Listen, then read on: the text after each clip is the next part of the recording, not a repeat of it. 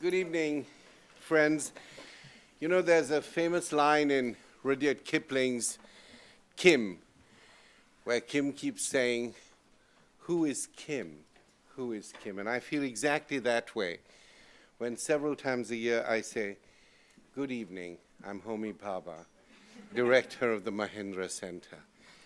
I begin to question, who is Homi Bhabha? Who is Homi? Exactly like Kipling's Kim in Lucknow. It's a great pleasure to welcome you to Technical Landscapes, Aesthetics and the Environment in the History of Science and Art. And I want to say that it has been one of the aspirations of the Humanities Center to be able to organize a teaching program. We have not as yet succeeded, a teaching program which does not simply encourage cozy interdisciplinarity between neighboring disciplines, but takes up the challenge of what I call crossroads courses. Courses that span the university, span our various disciplinary and divisional expertise, and indeed teach each element of the course at the very best and most complex level of its own representation, not to try and find some muddy in-between. It's been my real aspiration to do it, and it will, I hope, come to pass quite soon. Tonight's keynote event kicks off a Mahindra Center graduate conference organized by Leah Aronofsky, Brad Bowman, and Walker Downey. Can you stand for a minute so that the rest of the audience can see you all? I want to thank you very much for making this possible and bringing it to us. I'm most grateful to you. Leah will formally introduce our speakers this evening, and I just want to convey my gratitude to Peter Galison, Carolyn Jones, and Rebecca Uchill for sharing their thoughts about technical lands with us this evening. My enthusiasm for the important issues raised by this conference owes something to an iconic space in Harvard's landscape that sadly ceased to exist only to miraculously reappear a short time later, Café Algiers. It was there several months ago that Peter Galison first told me about the innovative MIT Harvard seminar curated by Carolyn Jones and himself and a cohort of postgraduates. My critical interest in site-specific works and thoughts was immediately engaged, and I welcome you all here this evening with warmth and excitement. I celebrate not only the interdisciplinarity that you intellectually represent, but also the trans-institutional pedagogy that you embody. Universities can be and are often the most parochial of places, and I congratulate you for conceptually and physically displacing the sovereignties of Harvard and MIT by opening up an interstitial territory in between, the technical lands that you both reference in your work and restage in your project. Site specificity, however grounded and localized, is inevitably a creative and critical reconstruction, a curation of space and time, science and art, landscape and architecture, institution and intervention. What greatly attracted me to your prospectus goes beyond the spatial politics of scientific experiments or aesthetic earthworks. I was enticed by the possibility of understanding how different forms of temporality, not only historicity, but temporality, stalk these landscapes. How the specters of time, history, and knowledge are inscribed on the land itself and yield a host of associations, reverberations, and indeed constructions. In returning to land art or land science, to landscape as mise en scène, you have placed the angle of temporality at the forefront of your minds and ours, and you have made a sizable humanistic contribution to the study of techne as it engages both art and science. The question of temporality is never far from the issue of ethical understanding and indeed conceptual positioning, principle as perspective. And it is your ethical labor that questions the vain typologies and tropes of global thinking. We have never been global. We have crossed the planet with our itineraries of thought and our trajectories of power and purpose, and we have charted lands and mapped landscapes in the pursuit of our interests and goals. But these are acts of agency, our choices and our decisions, and not some affirmation of an already given ontological condition that precedes our interventions upon the surface of the earth.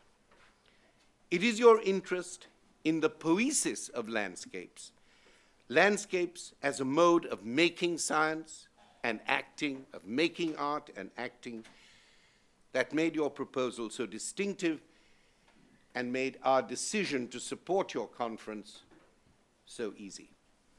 It is a pleasure to welcome you. Thank you for your contribution to the Mahendra Center of the Humanities. Thank you.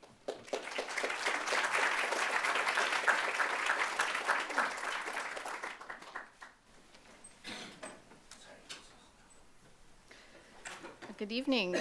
It's a real pleasure to be here and to see this wonderful turnout. My name is Leah Aronowski. I'm a historian of science here at Harvard, and I'm one of the organizers of the conference. We're here to launch Technical Landscapes, Aesthetics, and the Environment in the History of Science and Art. The conference, which will be held in the Barker Center here at Harvard, begins tomorrow and runs through Saturday, is tasked with thinking through landscape as it has historically figured as the physical nexus of global knowledge practices and aesthetic categories. Tonight, I have the pleasure of introducing our keynote speakers for this event, a trio of brilliant scholars who I have the honor of calling my mentors and colleagues, and who, as will become clear in a moment, are distinctly positioned to provide the intellectual scaffolding for this event. First, by way of introductions, and I hope you'll bear with me, there's a lot of accolades to go through, but I'll introduce in the order in which they'll speak. So Peter Galison is the Joseph Pellegrino University professor here at Harvard, where his principal work is in the departments of history of science and physics. Peter's range of scholarly accomplishments and accolades is truly something to marvel at. From his early work on the history of physics and the complex interaction between experimentation, material culture, and epistemology, captured in such books as How Experiments End and Image and Logic, through his later seminal work on the history of cybernetics, the Rorschach test, and objectivity, Peter's extraordinary body of scholarship is linked thematically through its commitment to understanding notions of selfhood in the history of science and technology. How, for example, do notions of the self form the preconditions for certain kinds of technologies, and how do technologies make possible certain kinds of selfhoods? How does this mutually constitutive relationship between self and technology come to structure regimes of power and knowledge? These are questions that propel many of Peter's intellectual interventions and that receive their most robust treatment in his forthcoming book, Building Crashing Thinking. In addition to written scholarship, Peter is an accomplished filmmaker, and his most recent films include, with Rob Moss, Secrecy, a film on national security, secrecy, and democracy that had its premiere at Sundance, and also with Moss, Containment, a film about the need to guard radioactive materials for an imagined 10,000-year future. Rebecca Uchill is an art historian and independent curator whose work focuses on the institutional conditions for art production, display, and dissemination. She's currently the Mellon Postdoctoral Fellow at the Center for Art, Science, and Technology at MIT. In addition to publications on Procession, Art on Parade, and Adrian Scheiss' Elusive, Rebecca's work has appeared in Journal of Curatorial Studies, Future Anterior, The Chronicle of New Media Art, and Art Papers, among others. With Caroline Jones and David Mather, Rebecca recently co-edited Experience, Culture, Cognition, and The Common Sense, a text that, with a heat-sensitive cover designed by Olafur Eliasson and an ink infused with synthetic human pheromones by Carson Haller, doubles as a multi-sensory experience in itself. Rebecca is the co-founder of the event-based research and curatorial collective Experience Economies, a group that, since its founding in 2010, has produced encounters across disciplines in scholastic, artistic, and activist arenas. Past projects include a 2-week session on the topic of landscape experience at artists Mark Dion and Jay Morgan Pewett's experimental art residency program, Mildred's Lane. Her current research deals with the modern construct of landscape, about which you'll hear more this evening. Caroline Jones is professor of art history in the History, Theory, and Criticism section of the Department of Architecture at MIT. She's a scholar of modern and contemporary art with a particular focus on its technological modes of production, distribution, and reception. Her publications and edited volumes include Machine in the Studio, Constructing the Post-War American Artist, which was the recipient of the Charles Eldridge Prize from the Smithsonian Institution, Sensorium, Embodied Experience, Technology, and Contemporary Art, and Eyesight Alone, Clement Greenberg's Modernism and the Bureaucratization of the Senses. She's published on subjects ranging from Francis Picabia to John Cage to new media art to the Deepwater Horizon oil spill, and her essays have appeared in Art Forum, Critical Inquiry, Text zur Kunst, and Res, among others. Jones is also a brilliant curator. Recent exhibitions include Hans Hacke in 1967, Video Trajectories, and Sensorium, all with the MIT List Visual Arts Center. Her exhibitions and films have been shown at the Museum of Modern Art in New York, as well as the San Francisco Museum of Modern Art, the Hirshhorn Museum and Sculpture Garden in DC, and the Harrow Museum in Tokyo. Her very recent book, The Global Work of Art, World's Fairs, Biennials, and the Aesthetics of Experience, considers how the art object both materializes and critiques its global circulations. So, as indicated by even this cursory outline of their scholarly works, the art, land, science, experience question clearly motivates Peter, Caroline, and Rebecca's individual intellectual endeavors in wonderfully complementary and interlocking ways. But the question has also proven to be profoundly generative in terms of symbiotic intellectual alignments between the three. This past summer, the trio joined collective forces when they conspired to organize a research trip unlike any other, for 10 days with about 36 graduate students in tow, including me as the graduate teaching fellow for the trip, and in conjunction with 2 seminars, Landscape Experience taught by Caroline and Rebecca at MIT, and a seminar on technical lands taught by Peter and also featuring me as the teaching fellow.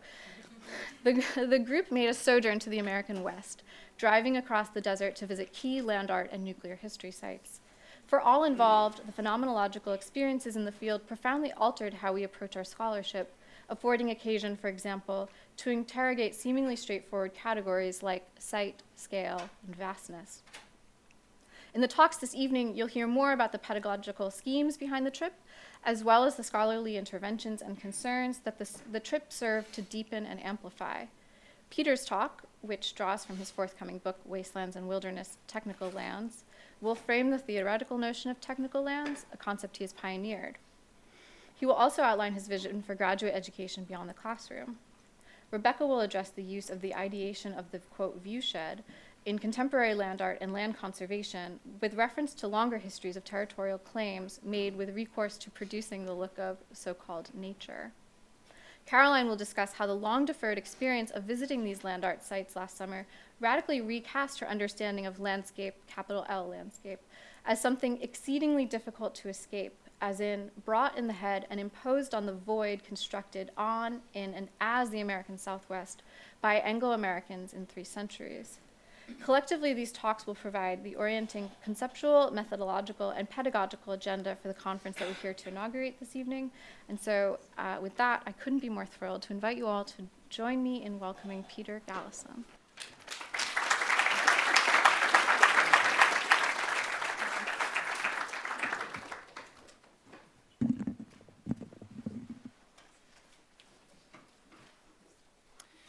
It's a great pleasure to be here, to be with my co-conspirators, Caroline Jones and Rebecca Uchill, and Leah, and all the other graduate students who participated in one way or another in one of the seminars or the trip or some combination of them, and to all of you for being here.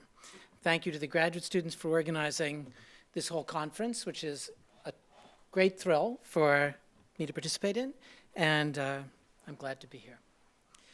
What I want to do today is to look at the problem of technical lands and to discuss a little bit of how I think about these in this work on the strange and immediate juxtaposition of wastelands and wilderness that becomes ever more present in our world, not only in the United States, but in many other countries as well. By technical lands, I mean something like this. Not to think of land as a neutral stage on which infrastructure is installed, but instead that those parts of the earth that we consider technical lands to be a mixture of soil and flora, fauna, but also plutonium, benzene, and all the other things that we put into it. To see these lands as having a history, a political economy, a technoscience. Let me explore that and to try to pry it apart.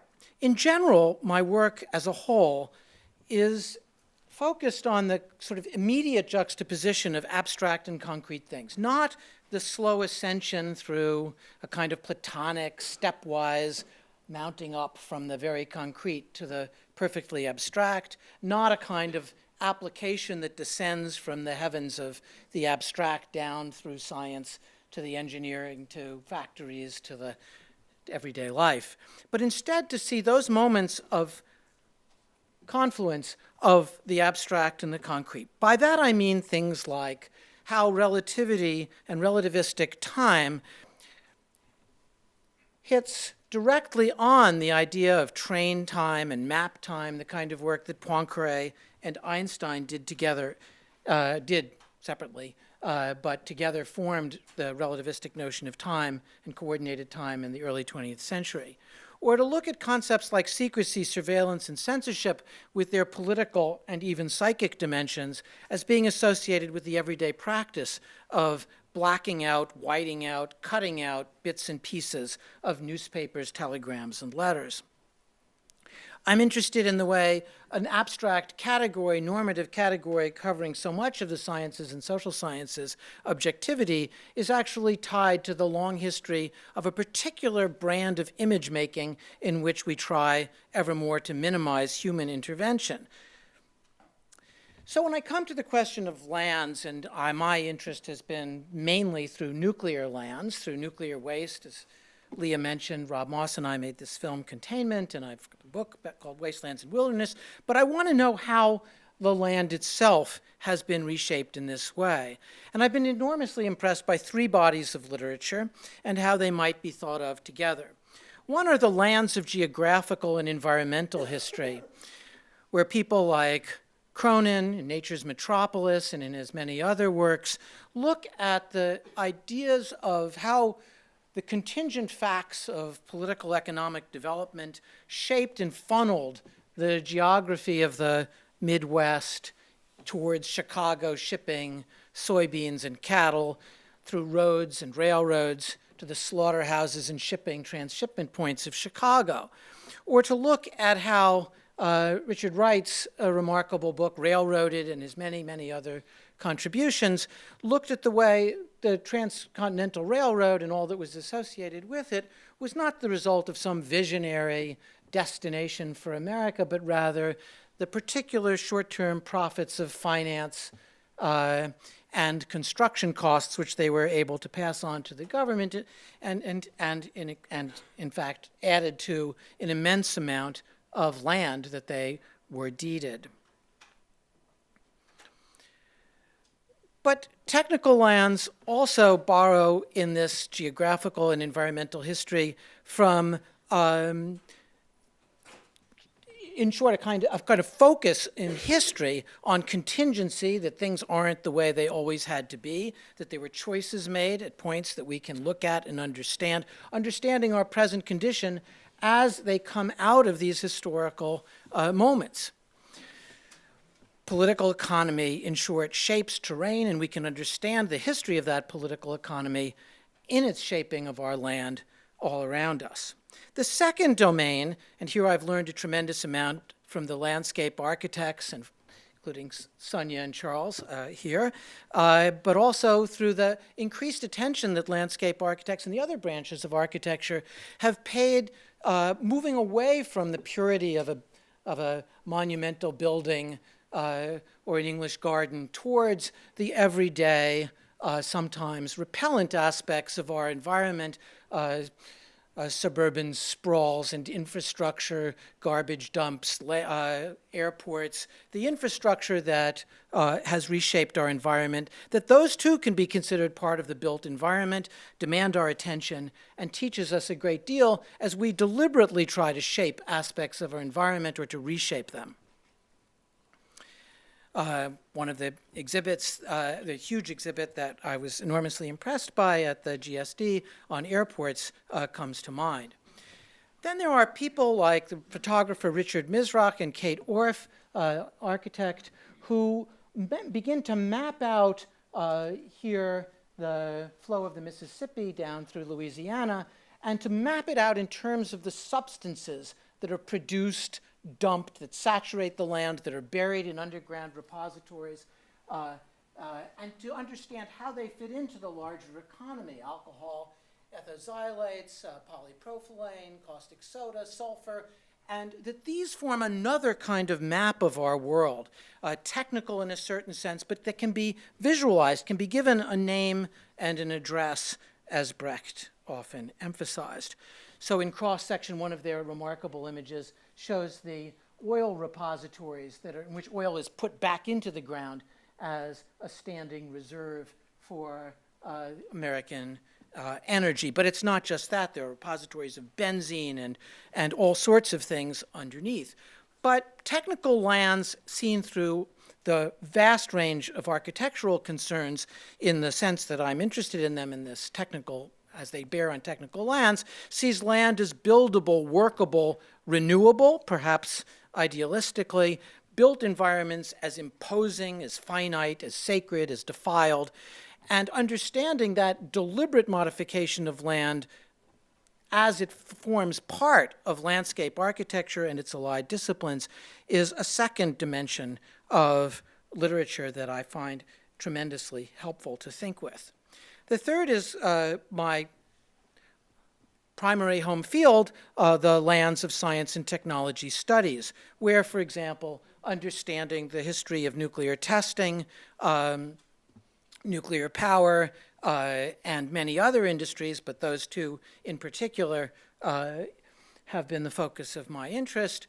And there are some terrific works that we now have that combine different ways of looking at the science studies of land, whether people like Masco, who has a book called Nuclear Borderlands, looking at the different groups that compete and push each other around the atomic bomb in nuclear New Mexico, protesters, the scientists, and all of the Native American groups that conflict and coordinate around these sites of nuclear detonations and the production of nuclear weapons.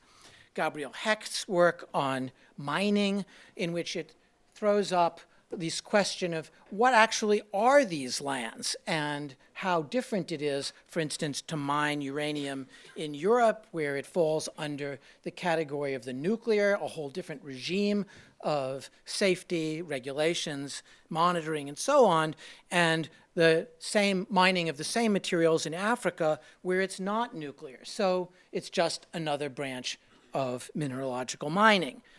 So those sorts of questions, what counts as nuclearity, to use Hecht's terms, what doesn't, helps shape the way the land is used, understood, and modified.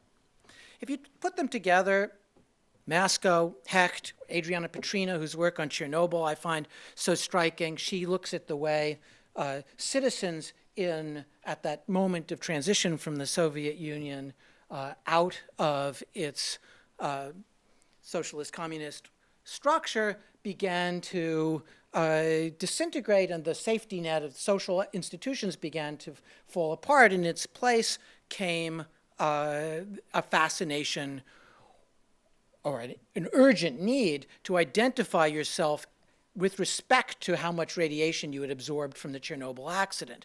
They became, in her terms, nuclear citizens or biological citizens.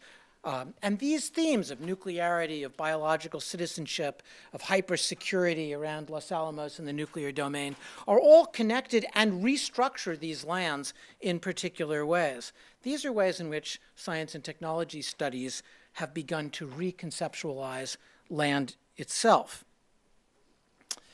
But I don't want to bypass the aesthetic notion of the specificity of some of this work around lands and technical lands more specifically. This is one of Mizrak's pictures of a pipe distributing petrochemical materials through the wetlands of Louisiana.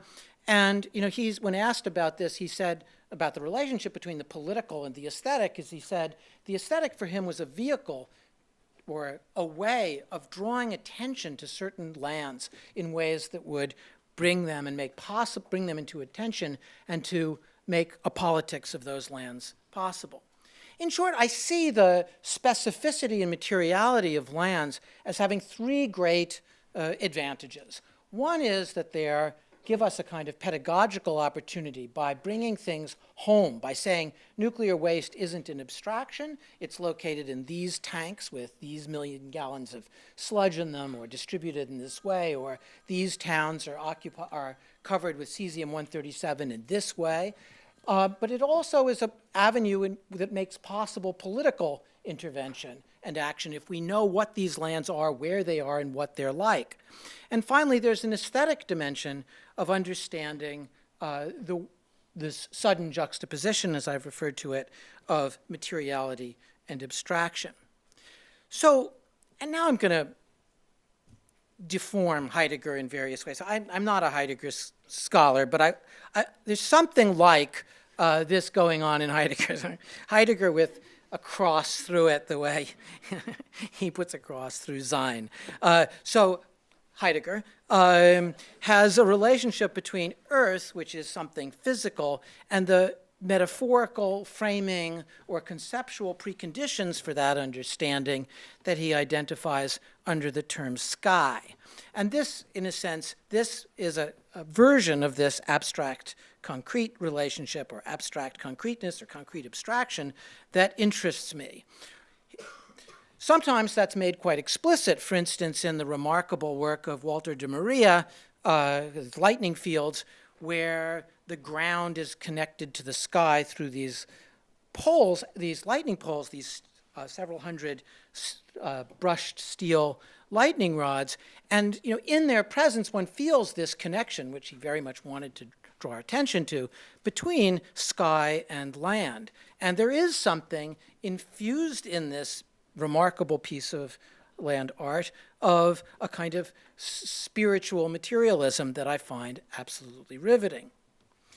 The second side of what Heidegger is after, he divides between the divinities, a kind of ethos or heritage from the past, a kind of structuring, regulative structure of who we are, and our mortal selves in our sociality, not the earth, but not the relationship of earth and sky, or materiality and these framing or enabling conceptions, but between our sociality and the ethos or heritage that we bring to it.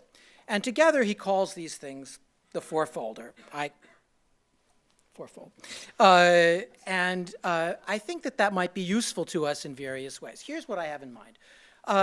The categories that interest me in this nuclear domain about land are wastelands and wilderness, which were traditionally thought to be absolute opposites of a kind of a spectrum that went from, the ultraviolet to the infrared. And the wastelands were the destroyed lands, the defiled lands, the things that we hated most, and the wilderness was the sacred land, the lands that give us access, as Thoreau put it, out of the most dismal swamp comes the Redeemer, that there was a kind of a sacredness to these qualities that we needed to understand. And the industrial primordial distinction went with these, that sort of the wastelands were industrial, the wilderness was primordial. Wilderness, for instance, as was defined in the 1964 Wilderness Act, was untrammeled land where man himself will remain only a visitor, where there were no roads or technical infrastructures that retained its primordial character. Those are the terms of what constituted or could constitute wilderness. Wastelands were defiled, wilderness was sacred. And our relationship with those lands was something like what the earlier 20th century distinction which was often made was between an Abrahamic notion, the land is given to us to use, I mean, sort of this idea that this was for us to use and use up, and a romantic idea in which land was not our servant, but instead we were the servant of the land. And these opposites, wasteland and wilderness, industrial and primordial, sacred and defiled, romantic and Abrahamic, in some ways constituted a version of this earth and sky, mortals and divinities. And I use the term divinities not only in its more extended sense that comes out of the more philosophical literature, but actually because the divinity and God suffuses the literature. I mean, it suffuses the literature of wilderness, including environmental historians like Cronin. It's all over the literature of wilderness. It's not something left behind in the 19th century. It's something that is as constituted today as it was then for many writers on the subject. And overall, I'm interested in a transition, which I exaggerate now for purposes of exposition, between this picture, this dichotomous picture of wastelands and wilderness, industrial and primordial, sacred and defiled, romantic and Abrahamic, with one that I think is coming into existence today in various ways. Something I'll call waste wilderness, territory that is both, for instance, the Savannah River nuclear weapons site as the most radioactively contaminated site in the United States. The most radioactivity is there. It is also the most biodiverse site east of the Mississippi and maybe in the whole of the continental United States. It becomes a kind of biodiversity hotspot in that sense. It's also, in these nuclear lands, you also have a kind of combination of a primeval or primordial existence with an apocalyptic one. And I'll come back to that. That's something that shows up in literary representations, in science fiction, in all sorts of ways. And then our relationship, our sort of mortal presence in this mix, is often as a kind of dark side tourist rather than nuclear tourism, as I'll show you in a moment, has become a big industry, rather than either a romantic servant of nature or the deeded owner and user of nature. Okay, so here's an image from a town just outside of Fukushima in 2013. This is from the film that Rob Moss and I had, Containment. And it's one of the things that's striking about Fukushima is that it's not just the factory, it's town after town after town in the prefecture that have been abandoned. There are somewhere between 150,000 and 200,000 people who up and left, and despite protestations that they should just go back, you can't go back. There's no grocery store, there are no doctors. The houses themselves are covered with mold. Some of them are falling down. Some of them are in areas that are too radioactive. Some of them are not. But you can't just reoccupy such sites easily. On the sides of roads, you see these immense piles of black garbage bags filled with radioactive topsoil infused with cesium-137. And along the way, you'll see signs about wild animals that have begun to reoccupy this area, famously some of the boars around. But there are also cattle that have just been, that the owners decided they couldn't bear killing and they were just let loose. And many other animals have begun to reoccupy this now population depleted area, or depleted of humans in any case. And you see the same thing around Chernobyl, which is not to say that radioactivity is good for animals or any other thing, but that simply when people stop living in places, it begins to change the kinds and quantities of animals that live there. As I mentioned already with the Mizrak Orff book, the underground is also being reshaped in the nuclear age. The waste isolation pilot plant is in near Carlsbad, New Mexico, is one place where in a huge salt layer from the Permian 250 million years ago, a mine has been excavated for the purpose of depositing nuclear waste from the plutonium-infested nuclear waste from the weapons project. It looks like this when you're underground, which by mining standards is pretty luxurious. The nearby potash mines, when I went there, they said to me, do you want to go in the 4-foot mine or the 6-foot mine? I didn't really understand what 4-foot mine is. And then I realized, oh, that means the ceiling is 4 foot off the ground or 6 feet off the ground. I said, I'll take the 6-foot mine. And the mining conditions get a lot worse than that as for the workers. But in order to build this site, the Congress of the United States told the Environmental Protection Agency that they had to mark it for a period not less than 10,000 years. And so to do that, they brought in these two different groups to begin to imagine what the future would be like 10,000 years from now, and then how would you communicate with them. This one would have, for instance, a sign that said, danger of poisonous radioactive waste buried here. Do not dig or drill before AD 12,000. But the landscape architects were brought in and others to design these, linguists and historians of linguistics and semioticians and metallurgists and material scientists and astronomers to begin to think about what kind of spaces you could do. This is a design by Mike Brill, an architect who was then based in Buffalo.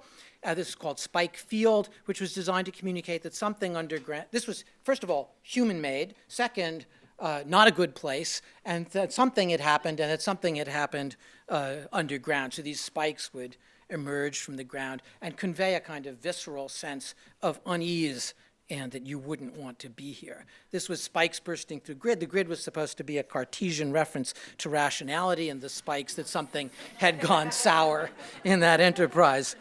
Another was called Menacing Earthworks. This was a favorite for some time. This one was called Black Hole, where this black surface would become so hot nobody would want to stand on it. But the architects, I guess, in their desire to show scale, created a kind of visual oxymoron. This one was called Forbidding Blocks, which was a kind of city, non-city that would make you interested in it but unable to farm or inhabit because the spaces between them were too short. One of my, this area which draws into bureaucratic and regulatory structures, even science fiction writers, the Sandia Labs, they designed the nose cones for the ICBMs, was in charge of predicting the future, making these monuments. And but they hired a very good astrophysicist, Benford, who's also a Nebula Prize-winning science fiction writer. So there's a way in which bureaucracy engenders this phantasmagoria of science fiction speculation. But sometimes I thought they brought in the people that wrote like Frank Drake, who made the golden plaque on the side of chose the pictures for the golden plaque on the side of 1979 Voyager that was going to last longer than the Earth was going to rotate around the sun. But they said, well, he can communicate with aliens, they can communicate with us 10,000 years from now. But sometimes, even after all this, even after I've been working on this project for 5-6 years, something is really astonishing. So yesterday, a company called Clayton Industries put forward a design for the Mexican Wall that the occupant of the White House has pushed for. And one of the alternatives is to make a nuclear waste trench that would go the length of the Mexican Wall and would be constitutive of that wall. There's a time when sometimes words fail me.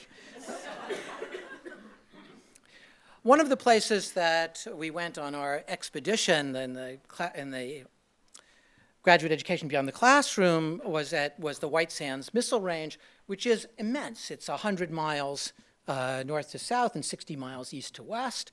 It is an astonishing place. There are these oryxes lumbering along by the side of the road, and I didn't even know what an oryx was till then, but now I do. and 250,000 acres covered with unexploded ordnance. And there are cartoons, for instance, that this is from a cartoon for children about and the slogan that they're supposed to learn is, if you did not drop it, don't pick it up. And then there are pictures of a child, you know, in a hospital bed. So you're supposed to learn because this ordinance sometimes goes where it's not supposed to. One of the rockets went into Mexico, for example. The Savannah River site is another site. This is a view from space. And you can actually see the boundaries of the site because it's greener than what surrounds it. And there are radioactive fish and radioactive alligators on radioactive yellow bellied turtles. And people eat turtles around there, so it's not so good because the turtles kind of don't care about the security fence, and they go out.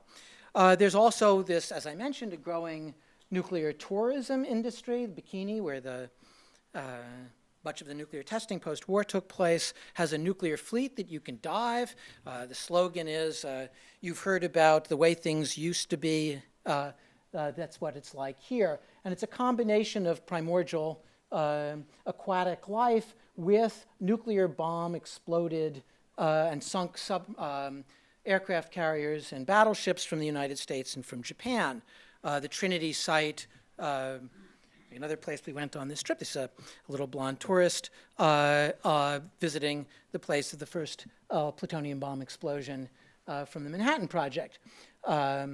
Even the environmental historians, and one of the geographers I much admire, William Wyckoff, has a How to Read the American West as a field guide. There's a kind of an increasingly saturated picture of us in relationship to the land as tourists, where you visit a strip mall and then you visit a governmental weapons site and you go to something else. In Chernobyl, for instance, is one of the top 12 nuclear tourism destinations, as you see here. The Europeans are particularly keen going there, and it's advertised that you get to see the relics of the Soviet Union as well as this nuclear site and these wild animals that you might catch a glimpse of, like the wolves and the wild horses that have come back in this area. You can take pictures, and they'll bring in an organic lunch for you along the way if you would like. When we worked on this project, one of the things that was very striking, this is part of the graphic novel sequence within the film about these future scenarios, was a museum that would be a kind of entertainment but instructive place where people would go as a kind of shrine to nuclear waste. It would be built over the waste site itself, and the hero was Nicky Nuke, clearly modeled on Mickey Mouse, and figures like this would be the instructive avatars that would teach us how to cope and think about these nuclear areas, passed generation to generation, like the idea of nuclear priesthood that was floated a decade or so before that.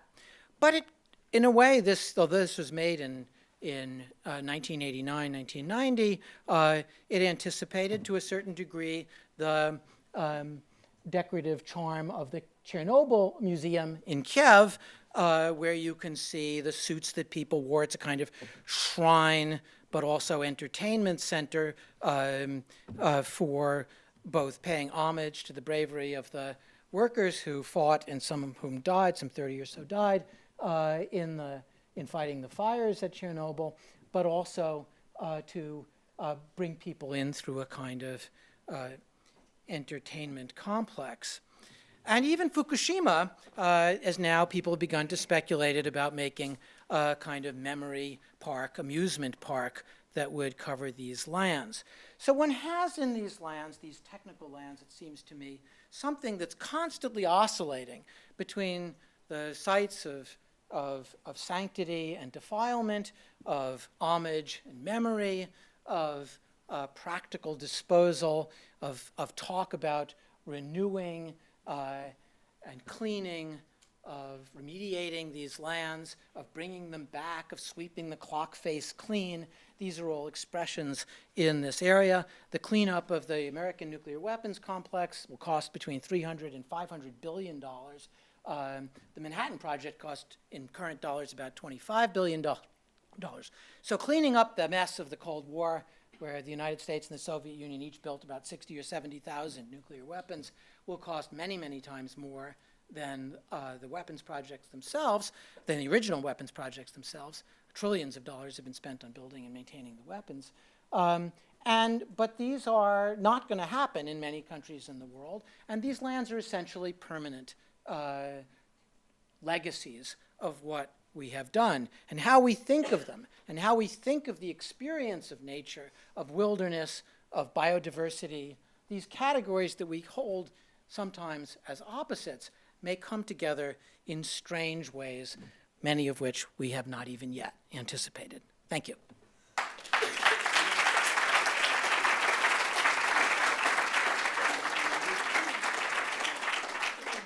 Our plan is to have each of the three talks, and then we'll have a broader discussion after the three. Great. Hi. Thank you so much for having me. It's really great to be here. Thanks to the organizers, Leah, Walker, Brad. Thanks to the Mahindra Center. I have the honor of being part of this discussion this evening because of my involvement teaching the course Landscape Experience last semester with Caroline Jones at MIT, and organizing a field trip collaboratively with Peter Galison's course during the summer preceding the semester. And since we had so many thank yous earlier, I should also reach out and thank the TAs on the MIT end, Doigu Demir and Jessica Varner, who I see out in the stairs over there, and my collaborator Gavin Krober, who helped me organize the original workshop out of which I developed part of the syllabus, and Chris Ketchum, who's out in the audience, who gave us some information for one of the days. It really takes a village to do this project. Given the course title, Going Out to Experience Landscape and Land Art in particular, was crucial for driving home the message. Landscapes are necessarily entangled with the subjectivities, sensing apparatuses, and activities that produce them. Landscape, categorically, is seen, shaped, depicted, cultivated, exploited. In my remarks this evening, I'll specifically address acts of viewing as constitutive of landscapes. Viewing that compels visitation or tourism, viewing that connotes a particular desired look for nature, and politics of land ownership and stewardship predicated upon a particular ideation of the natural view. I'm consolidating these issues by focusing on the construct of the viewshed, a term used to describe the area of land that surrounds and is optically perceivable from a given site. The viewshed figures in planning for the built environment, preservation mandates, topographic analyses, military arms technologies, and so on. Municipalities across the United States variously regulate the maintenance of scenic or historic viewsheds, so the preservation of a view of nature or another view of consequence can shape construction, zoning laws, and other aspects of land use, giving literal form to the world. Designations of original natural form and other cultural norms that define desired views, all of which are sort of shifting over time, have tangible consequences. And I'm showing you Herbert Bayer's demonstration of the optical eye viewing an exhibition. Land art typically is not seen within the exhibition context. Land art typically is deployed outdoors and often in this field called nature. And so it's subject to the complex connotations of place and original state that pervade that field. Being out in the viewshed was key to our summer field work. I'm showing you one of the first places that we visited, Michael Heiser's Double Negative. The work was defined by art historian Rosalind Krauss in 1979 as a marked site, a category of artworks inscribed on the earth with temporary marks or circulating primarily through photography. But being at the site felt really significant for our purposes. For example, we had the opportunity to view the Virgin River that you see up here on the right alongside this cut into the Mormon Mesa, which typically you don't see in the circulating photographs of Double Negative. And in Krauss's earlier interpretation of Double Negative, in her 1977 Passages in Modern Sculpture, she described this work's plays on embodiment as, in fact, tied to in situ visitation. Because of its enormous size and its location, The only means of experiencing this work is to be in it, she wrote. This was a hypothetical being in, perhaps. Krauss claimed of this piece that, quote, the center is one we cannot occupy. We can only stand in one slotted space and look across to the other, end quote. That was in the 1977 work. Here she describes an occupation and viewing event that does not entail the landscape surrounding the work, but instead emphasizes viewing the enclosure of an artwork in a vacuum interior to it. Occupying the literal center of that space has, of course, become far more accessible now that the walls have deteriorated and you can climb in to the cut earth of the artwork. Today, we see evidence of people quite literally occupying the work with campfires and sites that look out to the Virgin River and adjacent art interventions nearby. We encountered these when we were walking in the dusty road of the surrounding context of the Mormon Mesa. Being on the road and in the viewshed during our summer travels gave us opportunities to better understand the very idea of a site and to learn in between destinations. Showing you a view of Michael Heiser's City, an artwork started in 1972, still not complete. It will entail, or it's said to entail, a group of 3 complexes plus an additional sculpture, and it resembles, some say, I haven't seen it, some of the archaeological sites that his father, who was an archaeologist, excavated, such as the La Venta ceremonial grounds in Tabasco. So it's a little mysterious, it's not finished. We know that it's over a mile long, and it's definitely not open to the public. So we couldn't visit, but we drove past it. This may be us driving past it right there. It's definitely a major experience of our time on this trip was looking out of these bus windows into this viewshed, this landscape. Unlike his double negative, contemporaneously considered as an indexical place more than an actual site, and a work conjuring internal looking over external viewing, City is written about in contemporary criticism with significant reference to its viewshed and to the experience of being on site. Our driving through the void, which is William Fox's polemic that will be sketched out further in Caroline Jones's talk, so our driving through that void was occasion to discuss the many ways that the work operated as a force of resistance against train lines proposed to carry nuclear waste to Yucca Mountain. In past years, Heiser was known to turn conversations with visiting journalists and scholars to the rail line's implications for his work and for nature at large, even in apocalyptic terms. In 2005, art critic Michael Kimmelman of the New York Times reported, quote, should the rail go through, Heiser now claims, he'll dynamite City. Never mind that he's building it to be indestructible for thousands of years, end quote. When Kimmelman returned to City in 2015, he was confronted by issues related to nuclear testing, meeting Gracie and Ulhade, a rancher working on City, a neighboring rancher. Here's how Kimmelman described that episode, beginning with a quote from Ulhade. Quote, we've been around for 100 years. I think the government figured they'd have no resistance in Garden Valley because no one lived here, end quote. He handed me a palm-sized square pamphlet titled Atomic Tests in Nevada, which was printed in March of 1957 by the United States Atomic Energy Commission. Ulhade had been carrying it around lately. It showed cartoons of bow-legged cowboys on the range watching mushroom clouds rise over the mountains. Allowing that fallout can be inconvenient, it provides helpful tips like opening windows to avoid shock waves, wearing sunglasses when staring at fireballs, and brushing off clothing when covered with radioactive dust. And Kimmel goes on to describe how Ulhade conveys other tragedies of his experiences there, including a cousin who died of leukemia shortly after some hydrogen testing. City, in its acts of oblique activism, brought journalists into contact with ranchers who coincidentally were carrying around pamphlets about atomic testing, which would then spur reports about that issue in the art press. The artwork was also a catalyst for the Basin and Range National Monument, a proclamation signed by Barack Obama in 2015. And that monument designation effectively shut down the rail line, which had been contested for many years before then.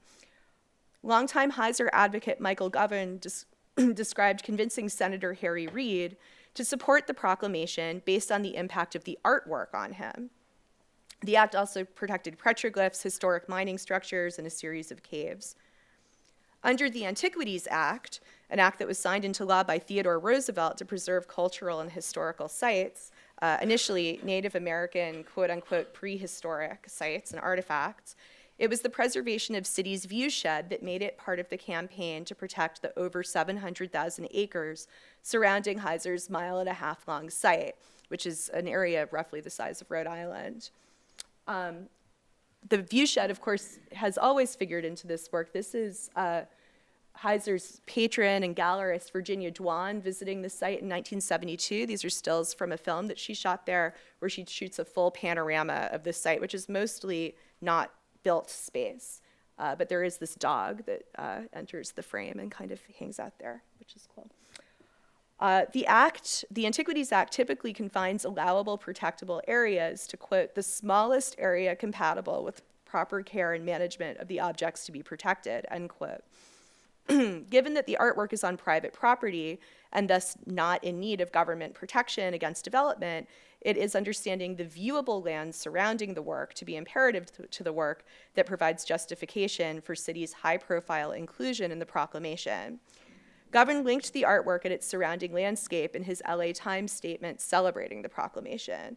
What made this happen now was the coming together of the art interests, people who really felt this was an American art masterpiece that needs to be protected, and conservation interests who realized this is one of the great landscapes of the United States, he said.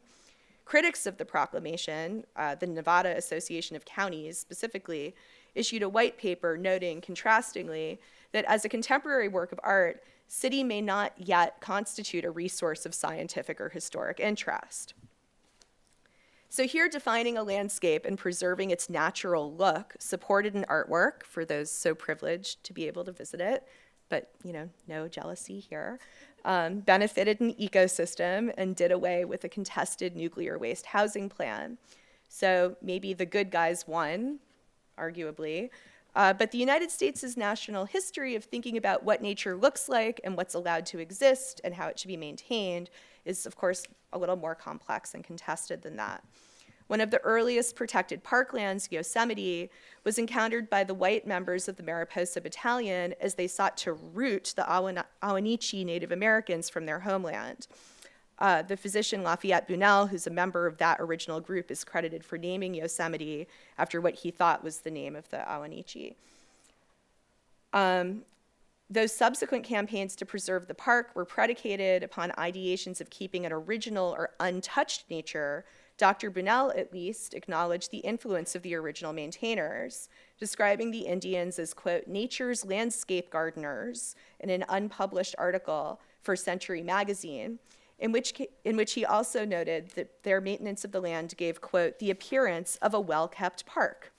Contrastingly, John Muir, eventual founder of the Sierra Club and one of Yosemite's earliest white maintainers, did not share this opinion of the original inhabitants nor their land maintenance strategies, writing, quote, most Indians I have known are not a whit more natural in their lives than we civilized whites, end quote, and advocating against their strategy of controlled burns that was later recognized by a California Senate Assembly as actually being very effective.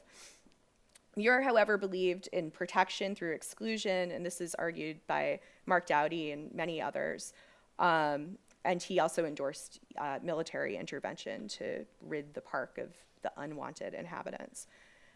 Maintaining the original nature of Yosemite and its visitation was conjectured as a privilege controlled by white overseers.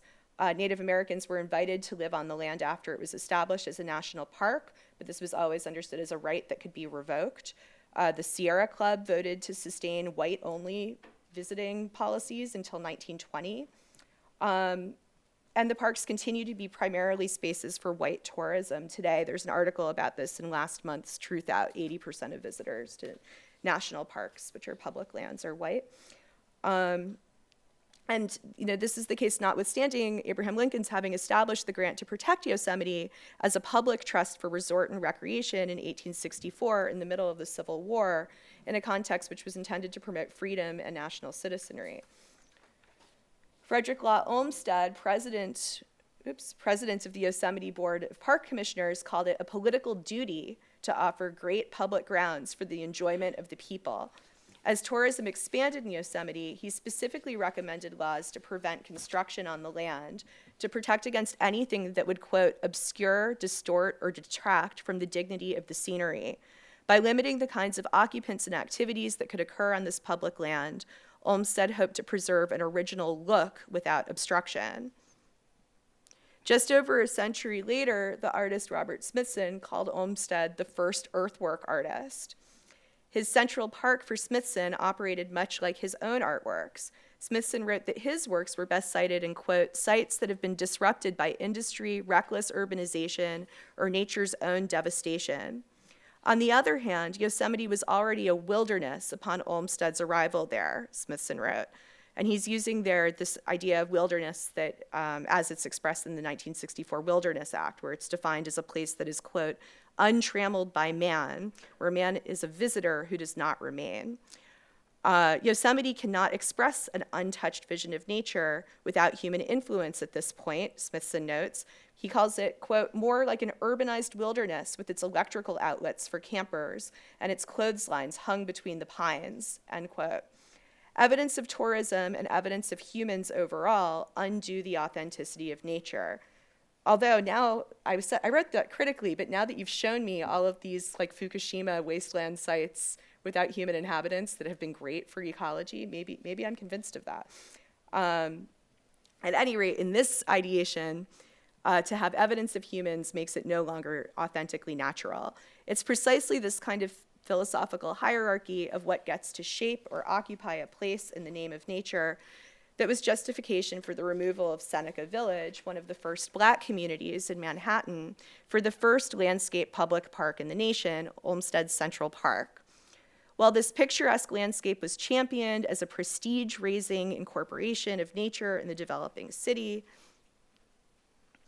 another natural element was not so welcomed.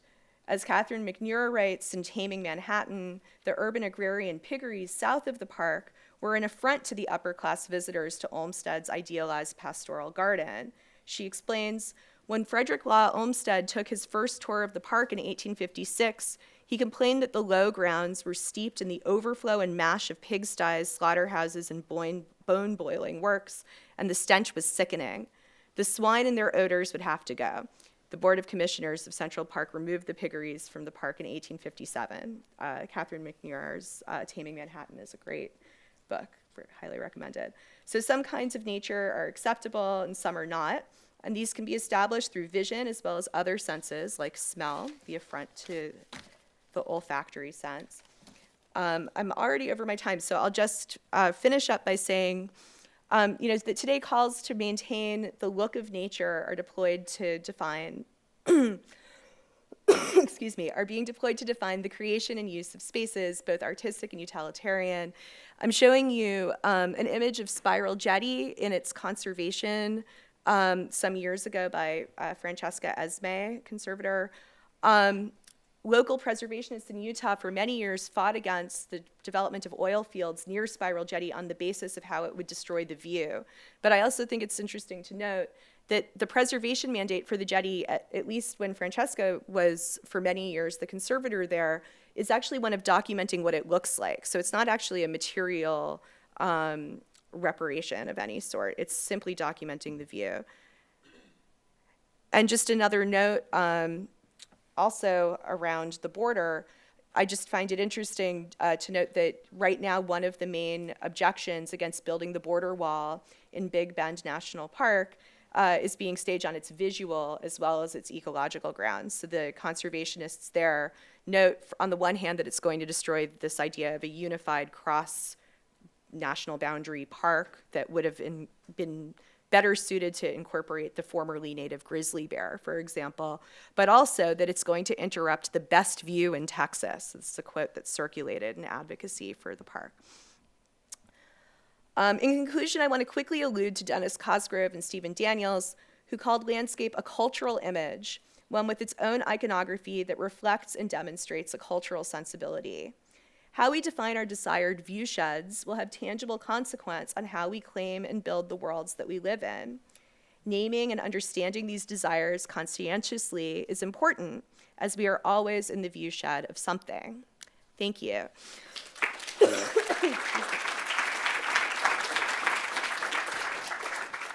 Devices.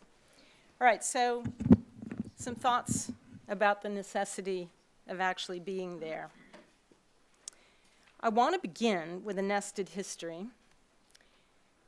In 1966, well, maybe I can't begin with a nested history. Something's happening. Yeah. All right. Okay, here we go. In 1966, the architect and artist Tony Smith described a very special trip he took out of Manhattan more than a decade earlier. For this GIF I'm showing you, I need you to imagine a few things. First, subtract the lights at the top, then mentally remove the white and yellow guidelines. Now put the young Tony Smith on the unmarked road in his car with a couple of students and speed ahead.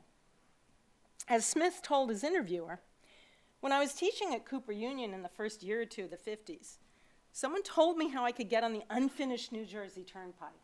It was a dark night, and there were no lights or shoulder markers, lines, railings, or anything at all, except the dark pavement moving through the landscape of the flats, rimmed by hills in the distance, but punctuated by stacks, towers, fumes, etc. This drive was a revealing experience. Now you can read this yourself.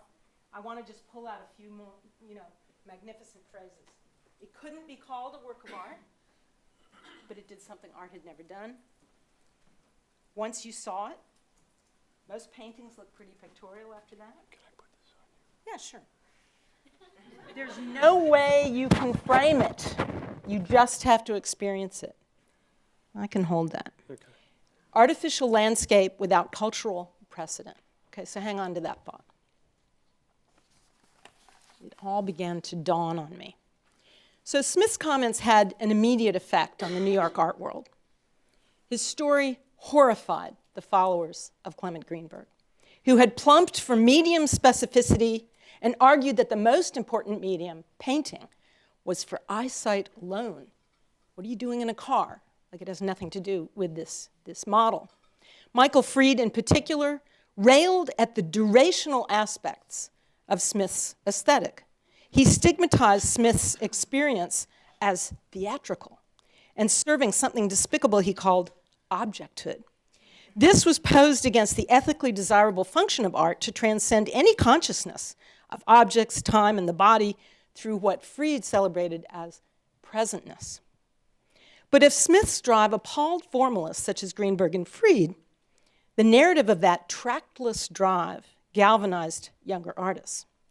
Robert Smithson, in particular, took Smith's epiphany for what it was, a literary instance of the technological sublime. And he used it to endorse his own peripatetic activities in towns like Passaic, Bayonne, and Franklin, only months after Smith's account was published. Smithson, in Harold Bloom's terms, we might call the tessera, right, the completer of Smith's vision. He became the generational son of Smith, constructing an art for what Smith described as a reality that had not had any expression in art, right? An experience mapped out but not socially recognized. These created worlds without tradition, and of course, what I want to emphasize, the artificial landscape without cultural precedent. Smithson, this son of Smith, then innovated his compelling dialectic between sight and non-sight in this context, producing what the artist referred to in his work as the back and forth thing. Okay, the back and forth thing.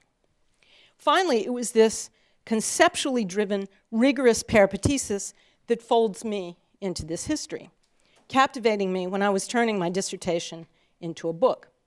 Writing about the tropes of technology that had penetrated studio practices, from the isolated artists of abstract expressionism to the, quote, executive artists of the 1960s, I had originally limited myself to Frank Stella and Andy Warhol. It's one way to get your dissertation done, just leave people out. In any case, the book that I eventually published included not one, but two chapters on Robert Smithson, who exhibited for me the post-structuralist nuances and profound criticality characteristic of post-studio practices that I then admired. In that moment of the 1990s, when Smithson was being canonized as a postmodern author function, I was able to position his best-known work, Spiral Jetty, as a discursive event. After all, the epic land art construction had been quickly submerged under the rising waters of the Great Salt Lake and had remained underwater for decades following its completion. Banking off this well-known professional photographer's work, Gianfranco Gorgoni, the Jetty was celebrated widely as a poetic meditation on entropy, scored by Smithson's own film, Spiral Jetty, his essay of the same title, his many drawings, most of which were made after the fact, and his collages of black and white photographs, mostly taken from the film. In the mid-90s, I felt no need to go to the Great Salt Lake. Those pilgrimages had been really specially reserved for Smithson and his spouse, Nancy Holt, his patron, the 3M heiress, Virginia Dwan, whose photographs and film we saw Rebecca alluding to earlier, or maybe his buddy, Richard Serra. Not for me. Following Smithson's tragic death in an airplane crash in 1973, the artist's writings had been collected and published, further canonized. He was a critical theorist. He was a postmodern deconstructor, right? He wasn't a builder. In this context, the actual trek to the Jetty had seemed unnecessary in this veil of postmodern critique. So in sum, we could look at the Jetty during the 1990s and 2000s in two guises. The first is what I might call the gallery mode. The author is cemented through textbook images and survey courses. Sumptuous photographs taken by professionals locate the artwork as sublime, isolated, a work of grandeur, silent, empty save for its creator, and far, far away in a wild and abandoned outback. Value is conveyed through these discourses to ancillary works, drawings, collages, films. This is what the gallery has to sell. By this absent authorizing site, this kind of pro-filmic event authorizes what can be sold in this gallery model. The second mode, and this is where I sort of locate myself, is discursive and distributed. In this account, the Jetty was many, many things: essay, film, drawings, and collages. It was a palimpsest of meditations on entropy, on duration, on change, geological time, lost continents, dinosaurs, the Pleistocene, and of course, the technological sublime, emphasized in the film by long sequences in which dump trucks, analogized to dinosaurs in brief cutaway shots, drop black basalt onto the growing jetty and backhoes rip it into a path for the hypothetical trajectory, which is, of course, in the film, only Smithson's own. Now, in 2017 or 2016, when we planned our trip, we have very different images of the jetty. As a physical site, vouchsafed through Google Earth, satellite views claimed proprietarily by the Dia Foundation with the author name Smithson, marking the digital GPS pin. More intriguingly, we have images taken recently by the conservationist that we saw in Rebecca's talk, Francesca Esme, working on behalf of the Getty, the Dia, and other interested parties who claim to own this work, who claim to take care of this work for posterity. Francesca rigs up a weather balloon to take carefully calibrated photographs of the jetty over time. There's that thing again, duration, recording its entropic slide back into the bed of the Great Salt Lake, itself in radical recession, as you can see in this image. So, what happens from actually being there? I owe that experience entirely to my collaborators, Rebecca Uchill, and to the enthusiasm of my student Doigu Demir, who first suggested a field trip would be really cool. Now, having Peter's Harvard class come along made it much, much cooler.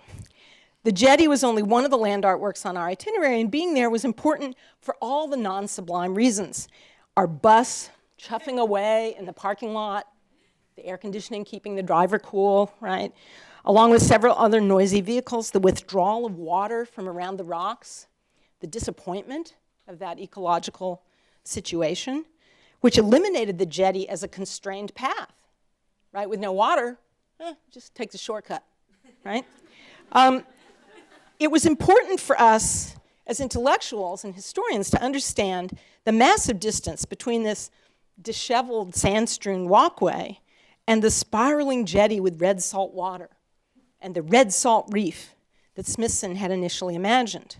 We tasked ourselves with an analysis of whether the original aesthetic even mattered for an artist for whom the face of natural entropy had also been a significant part of his artistic vision. Now, the visceral and experiential lessons of driving, of getting lost in Idaho, of following the signs back to Utah, and yes, there are signs, and finally arriving to walk the jetty yielded one incredibly precious phenomenological insight that proved consistent across these 1970s earthworks. Metropolitan coastal artists such as Smithson, but also De Maria, Heitzer, Nancy Holt, set their works in desert environs that completely dwarf the artist's interventions. The heroic land art, known from photographs, look completely underwhelming and almost pathetic as you approach them in these vast surrounds. Now, it's only in entering the works themselves that their function suddenly reverses. The works become enormous in relation to our bodies. So, if you actually walked the jetty, didn't take the shortcut, and had a kind of mindful focus on being on the jetty, it actually took a good half hour. In terms of Smithson's many textual and filmic evocations of disorientation and cosmic analogies to our spinning place in the universe, the spiraling path really did the job, especially with a little, heat, dehydration thrown in. Thus, the scale relationship of body to artwork performed a dynamic analog to the scale relationship of artwork to earth. This poetic metric was nothing I'd ever read about. Maybe I need to go back to Krauss, but you had to be there to feel it happen. Moreover, getting to and being at these sites reinforced the earliest path Smithson himself had taken into the industrial outback of New Jersey, designating monuments with the lens of his instamatic. Similarly, the jetty has been made by its visitors into a monument. And just last week, it was given a new status as a state work of art by the governor of Utah. Thus, the industrially disrupted site and the polluted pink tinge of the water due to centuries of mining and other ecologically disruptive activities recalled the New Jersey and Pennsylvania sites that had been so important to Smithson's aesthetic. Physically going there, being on the site in Utah, confirmed that the landworks were taking place in what were fundamentally technical lands. So they undo the photographic sublimity and locate you with that oil rig over there and that plastic chair over there and the parking lot and so on. So now I want to pivot for the end of my talk and focus on the word landscape, which is, of course, the theme of our seminar and that organizes our time together tonight. Recall that Smith's drive revealed to him an artificial landscape without cultural conventions, something so attractive to Smithson it fueled his radical new aesthetic. I now wonder if this effort to escape cultural conventions may have been what led Smithson to critique his own first iteration of the jetty. Initially a truncated J that disappointingly turned out something like a highway on-ramp, say part of a clover leaf.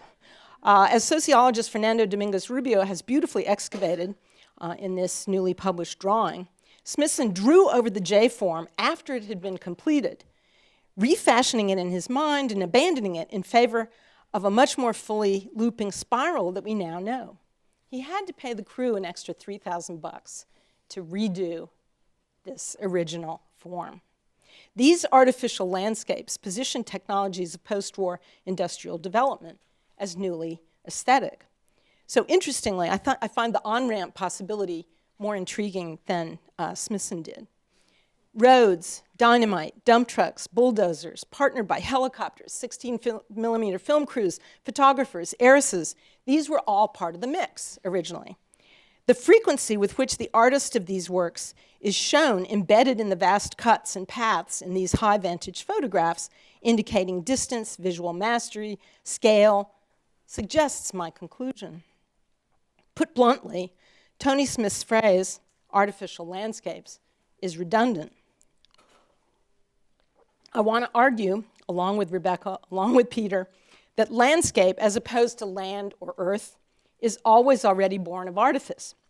Encoded in the concept is an irrevocable human frame, a horizontally bounded picture imposed on our planet's living surface and subterranean depths in all the variety and dynamic depth that Earth possesses.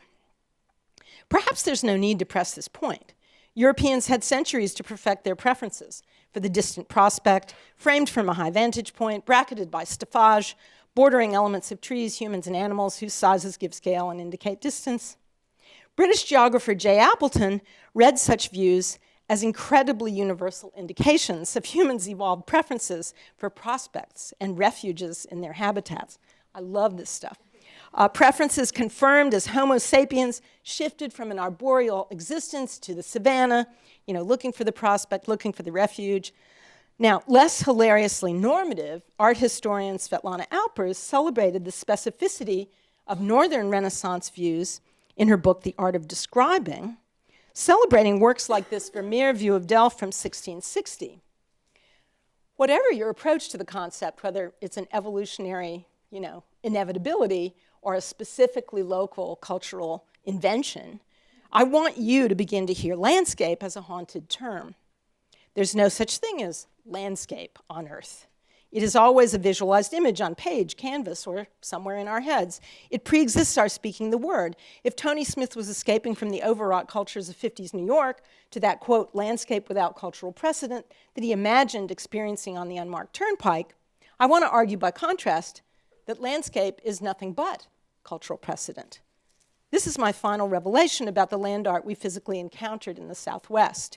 It was more deeply related to Smithson's original site-non-site dialectic than I had thought.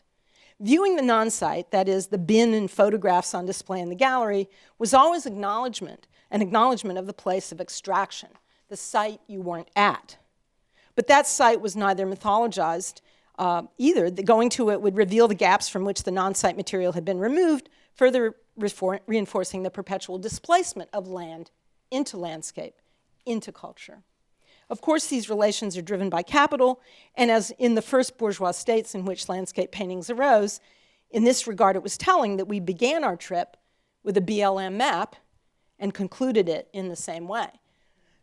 The Bureau of Land Management in the US innovated this checkerboard of private, governmental, and military territory, a kind of insurance against any one sector taking over the land or the control of the political reality of the country, impinging on or even penetrating the wilderness reserves as we now consider them.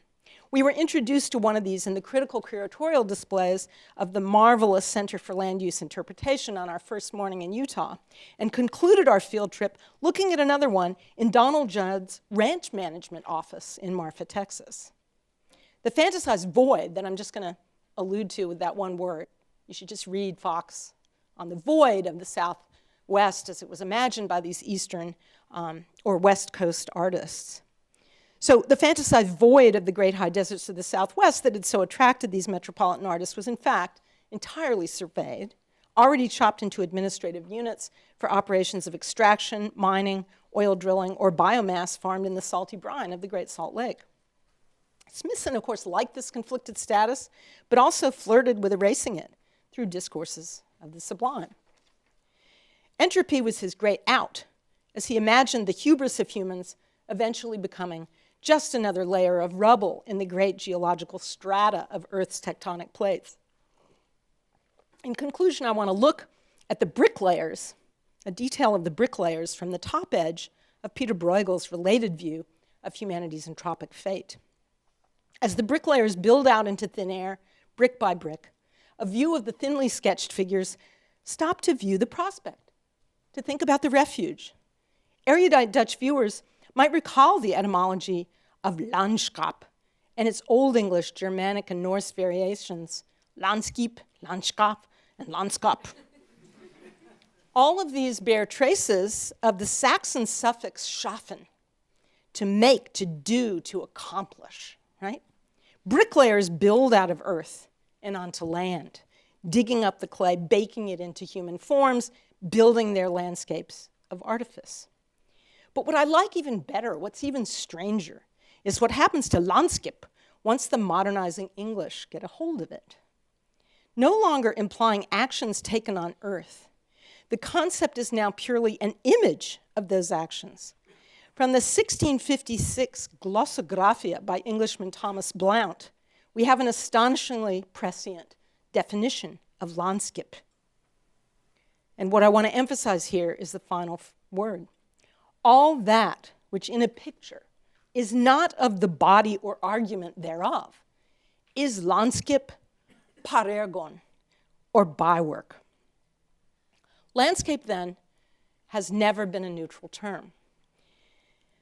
It is not a segment of earth that might be natural or might not. This is what I'm insisting on and what the landscape image itself tries to hide. Landskip is earth claimed for parergon, that gorgeous concept that motivated fully half of Derrida's Truth in Painting.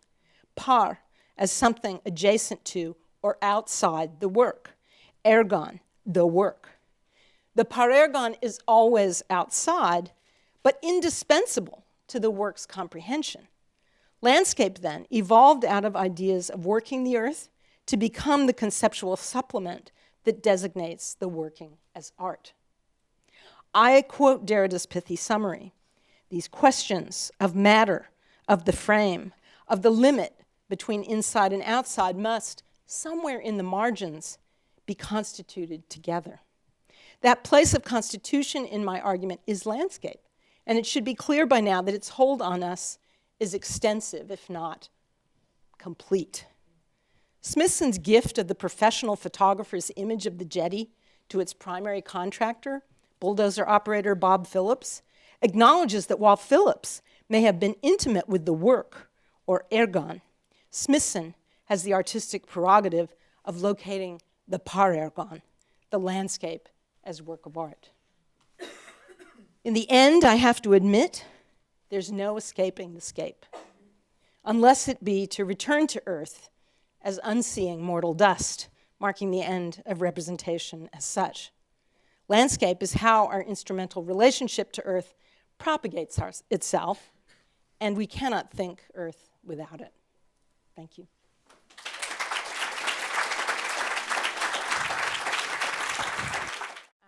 I was interested in perhaps returning a bit to talk about your work, Peter, as I'm sure there's so much to talk about too with Caroline stuff. But I wanted to talk a little bit more about this idea of waste wilderness, and I wanted to think about it specifically in terms of temporality. So I think waste wilderness has a lot of layers there in terms of what it's talking about with temporality. So waste seems like the unthinkable in that 10,000-year timeline, we can't really fathom it. It also seems to indicate, or it also does indicate, that the unthinkable has happened in the case of Fukushima, for example. So it seems very much far away. And then at the same time, the wilderness idea, as it's been conventionally deployed, occupies a kind of timeless category. So I want to perhaps invite you to talk a little bit more about what you think waste wilderness can do for us in terms of trying to think through this idea of the unthinkable, the unthinkability, and yet the sort of pervasiveness at the same time of a pristine, natural world. The timescales are very central, and they're very disputed. The original conception in the 1964 Wilderness Act specifically mentions that a condition for being wilderness is that it be land that maintains its primordial character. But every clause of the wilderness description in that act became grounds for intervention, for instance, by the extraction and lumbering companies. So they would say, it said it should be roadless, and that goes back decades before. So the first thing that the timber companies did was to put roads in areas to make it not roadless and therefore not candidates for being designated wilderness. And then when some of the areas in the eastern part of the United States were brought up by senators and congressmen as being possible areas that should be designated wilderness, this idea of primordial untouched land became an argument against them ever being wilderness areas. So then they modified the Wilderness Act in subsequent legislation to say it could be tending toward regaining its primordial character rather than having maintained in an unbroken lineage that primordial notion. So there's a sort of geopolitical aspect to even what primordial and what role the primordial should have in it. Another idea was, some people said, well, maybe we can extricate ourselves from ideas of the primordial or of sanctified lands by talking about biodiversity hotspots. And that became, then it became sort of biodiversity as a form of reserve, almost like, over here we have lumber, over here we have coal, and over here we have biodiversity. And so that's been much disputed. And then there are aspects of the length of time into the future that these lands were designated. 10,000 years was chosen because it was the same order of magnitude as the half-life of plutonium, which is a half-life of 24,100 years, but also it was twice recorded human history, and they figured if you could guard the land for 10,000 years, then they'd figure out what to do in 10,000 years for further down the road, since you really need 10 half-lives to get down by a factor of 1,000. That's 240,000 years.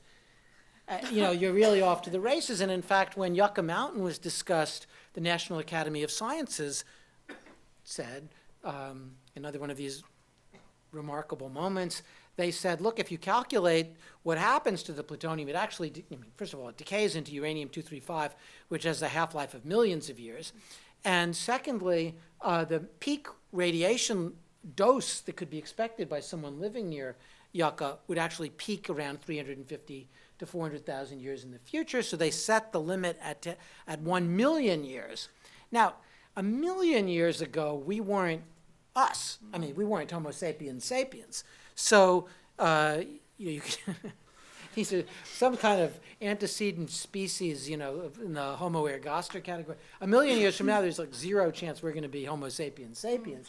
So it's like you can't even talk about our descendants becomes, somewhat complicated notion. And then the National Academy of Science says, we'll take as our sample biological entity a casino worker or a defense worker 1 million years from now. And it's like, what? What did you just say? In years, they'll be the same thing. Casino military. So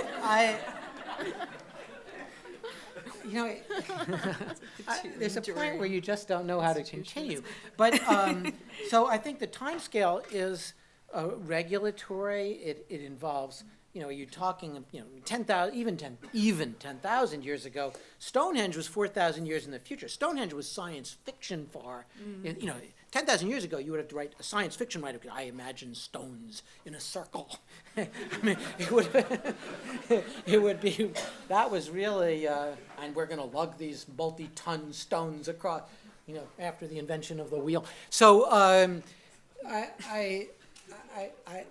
I think that these time scales do matter, and they matter in what can count as wilderness, what can count as the future, how the current technologies, and these were the conditions. The idea that you had to have a plan for communicating with a 10,000-year future was the sine qua non in the regulation for building the waste isolation pilot plant. I mean, if it was just science fiction, I like science fiction, but it wouldn't be the best science fiction ever written. But the fact that that this imaginary future, these scenarios in a kind of,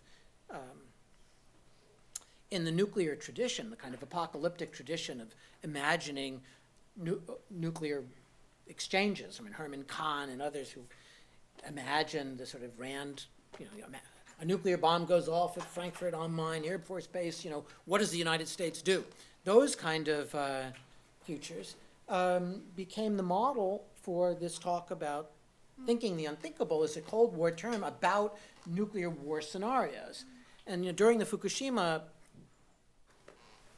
triple disaster in Japan that led to the Fukushima meltdowns, the head of the Nuclear Regulatory Commission said, we thought we were looking at the unthinkable. And when these future centerists, these centerists from 1989-90 were talking about the future, they talked about, this unthinkable. The unthinkable has a nuclear pedigree to it. It's not the only form of unthinkability, but that was part of what that was. I think in terms of time, if I could interject, Mike Brill's drawings, of course, are fully aware of earthworks.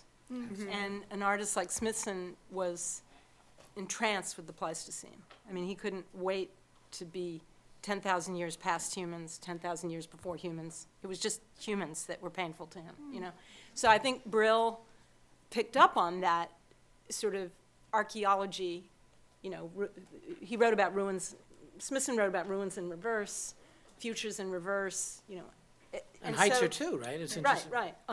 And so that idea of earthworks as archaeological already, I think is just built into the scale, into, the ideas of entropy and so on and so forth. So I think Brill, brilliantly picked up on those for these crazy monuments. I mean, even Monument Valley sort of, inscribes the idea of monument and monumentality into the natural landscape that then becomes the backdrop for all our westerns.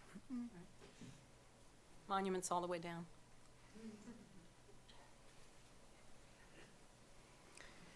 And we're told that there's a microphone, so in the back.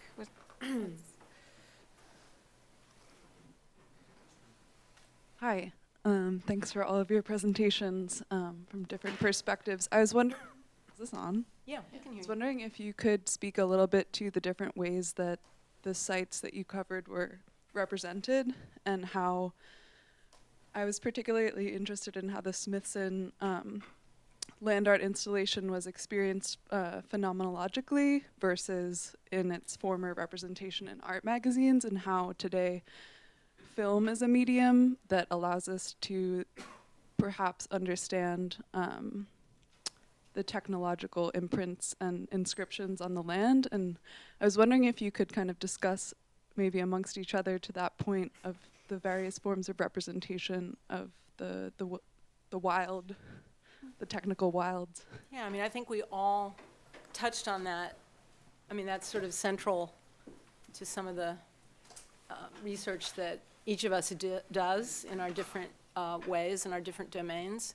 All I could do is just recommend that you look at Smithson's film, which is not so much about a stable phenomenology on the jetty as it is about disorientation, about pursuit by the helicopter, about dinosaurs collapsing into bulldozers, about cosmic spirals in the galaxies. I mean, it's an intentionally destabilizing product. I mean, the film is. And so that's one clue to how he might have thought of the jetty. I had to work to produce an adequate phenomenological experience for myself when we were there. I mean, I had to. But you really did work. I did work.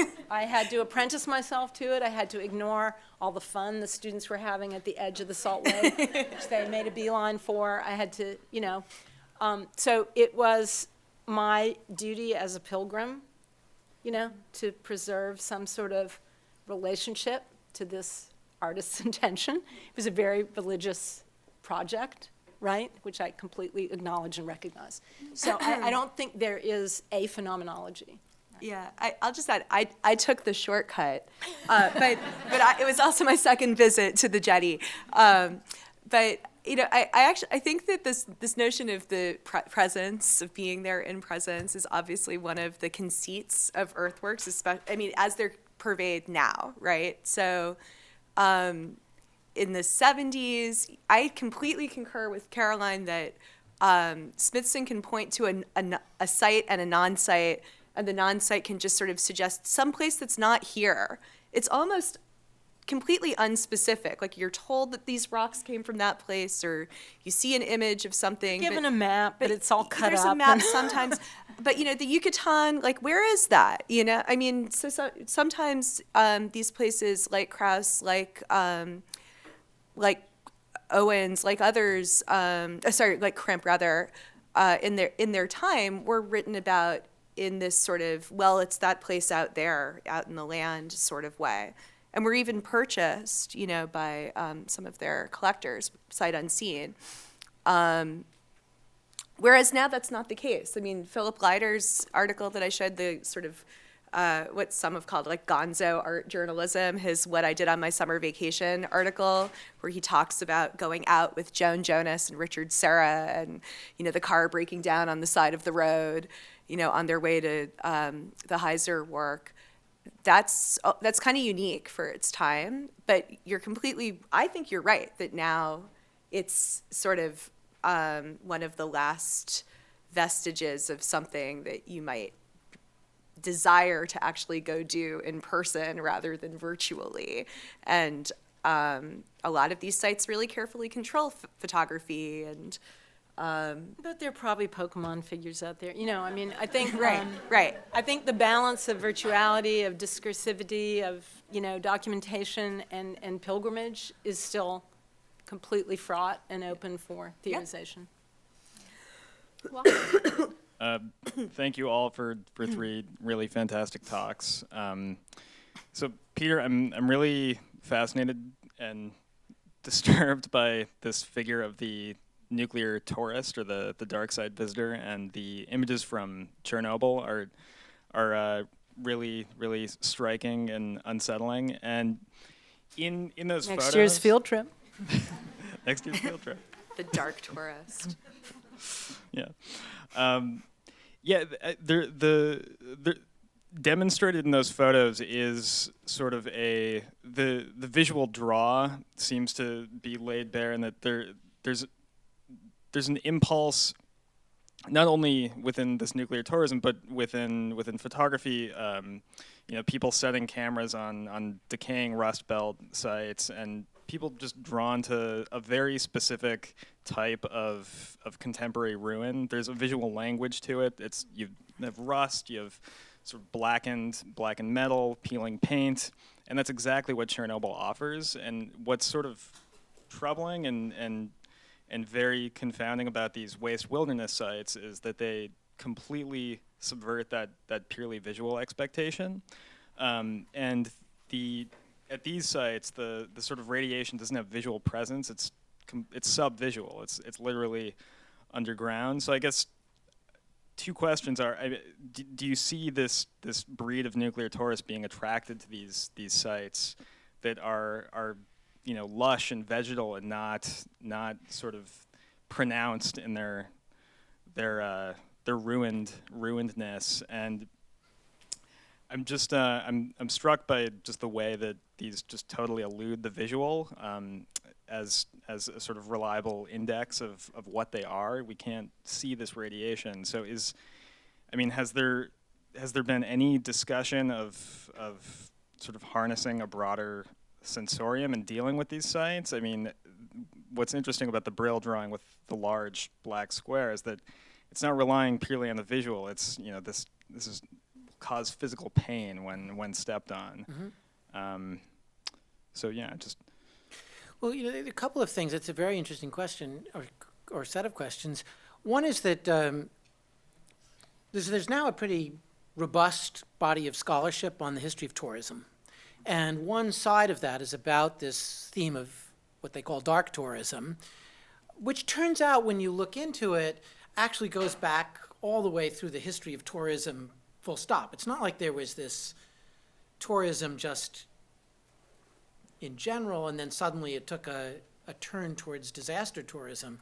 It's always been there. People would go down to the shores of England or around the outskirts of New York and New Jersey or Cape Cod to see ships that had that were half sunk, or other disaster sites or train wrecks, and that goes back deep into the 19th century, and certainly was common by the end of the 19th century. The search, tourism as a venture to ruins, clearly, going back, going to see the Acropolis and things like that is, the beginning of tourism as such, in a form continuous with the present. So that, I think, is an older thing. There's a literature and pushback against what sometimes is called ruin porn. There's a lot of, especially European photography of abandoned sites in Detroit, for example, that people who live in Detroit don't appreciate at all, being sort of made into like the American ruin that makes the visitor feel better. And a counteraction. I think one of our colleagues here, Julia Yezbik, has made films and written about some of these things. As far as the experience of nuclear tourism in particular, I think that there are some aspects of it that are different. I mean, that is to say, that are particular, as opposed to site of a train wreck or a site of a shipwreck or something like that. And that is that that these lands that become too hot to handle or to live in then begin to be, people move away. Now, some of the land around Fukushima was mandatory evacuation, but it's a cascading effect. And once you have a certain number of people leave, then others can't sustain jobs. And that's often made very obscure in writing about Fukushima or Chernobyl. That, there's something, it's the opposite of having enough people around to sort of have something effloresce there. It's when you pull back a number of people, or many of the people that left would people that had small children. And in Japan, men who had long-term employment or lifetime employment couldn't easily leave, and women and children did. And they talk about atomic divorces, for instance, in this area. So it's a massive sociological, industrial, cultural disruption to this area. And then I think that there are aspects of it that, even in the film, people, when we would show the film, they'd say, well, it looks so green and beautiful. How come we don't see people, with horrible things happen, disfiguration, and that's not what happens at Fukushima. It is a lush area. There's a tremendous amount of rain. That's partly why it's such a disaster, because the water comes off the mountains, runs underneath the plants. They've got 1,000 of these giant tanks. The tanks are leaking. The fish and the ground fish in the water are contaminated and gets in the rice field. I mean, so that's part of the ecological remediation problem. But I think that our expectations are to see something like the sarcophagus at Chernobyl. That's why all these people are posing or picking up the gas masks that have been abandoned, or the schoolyard, or and those things become symbols. But a lot of it is not like that. A lot of it is pretty lush and overgrown farmland. And then there are places that have been deliberately reoccupied in the Ukraine and elsewhere.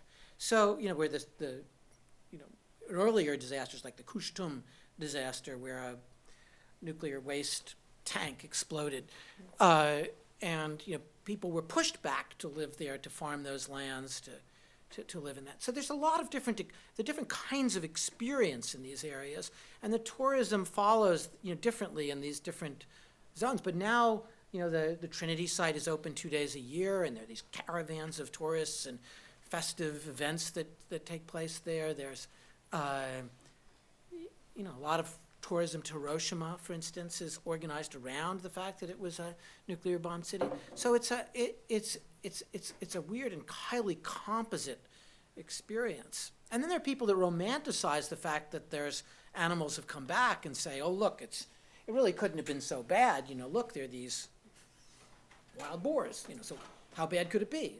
And that's not a reasonable conclusion either. So, but it is something that has this draw to it, and this sometimes they call it thanatourism. This fascination with death and the touristic. So unfortunately, we have time for one more question this evening, so you better make it a good one. I wanted to give it to Devin, actually, who's over here. Sorry to shark the side of the room. I didn't mean to. Yeah. My question is about the Anthropocene and what the relationship. That's easy. So I just want to, if you could say something about what the relationship between this category of technical lands is with this broader category of the Anthropocene, because there seems to be something about, like, is everything a technical land now, or is it something about these sites that they are particularly intense? And by connecting the technical land with this longer history of landscape, are we negating the historically specific period in which we're in, where our effect on the landscape is novel in scale. I learned at lunch today that the Dutch claimed they started the Anthropocene. Should we leave it at that? Final word. But it's really a question for Peter. I find the Anthropocene is so complex a notion, in the debates about whether it starts with the Industrial Revolution, or I don't know, the Dutch earlier than that, or it starts with the geological layer associated with nuclear testing in the Cold War, or whether it's, a certain rise in carbon dioxide presence in the atmosphere. I mean, there's a lot of different ways.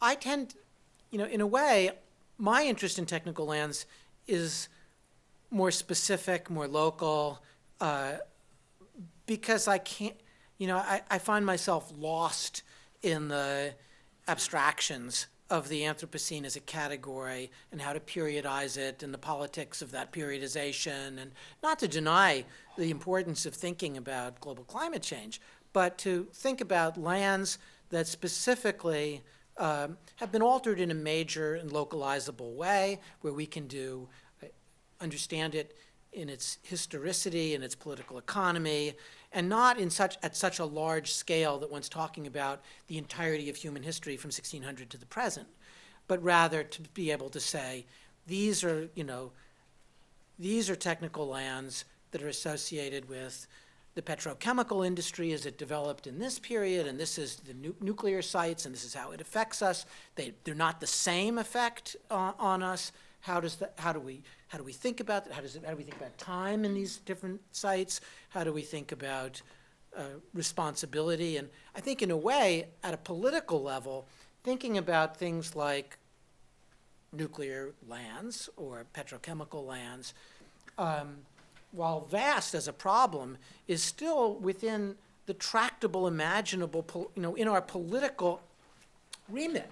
We can think about, it may be a lot of money, $500 billion to remediate the nuclear weapons lands in the United States, but it's not like trying to fix the globe. And it might be, in some way, as if we can think about something that extends beyond this generation or fiscal quarter or 2, 4, 6 years of our political cycle, if we actually can think about things like these lands over a long period of time, maybe that would be a jumping off point for us to think about the bigger, much more difficult questions of how we're going to cope with global climate change. Da-da-da. Yeah, so all.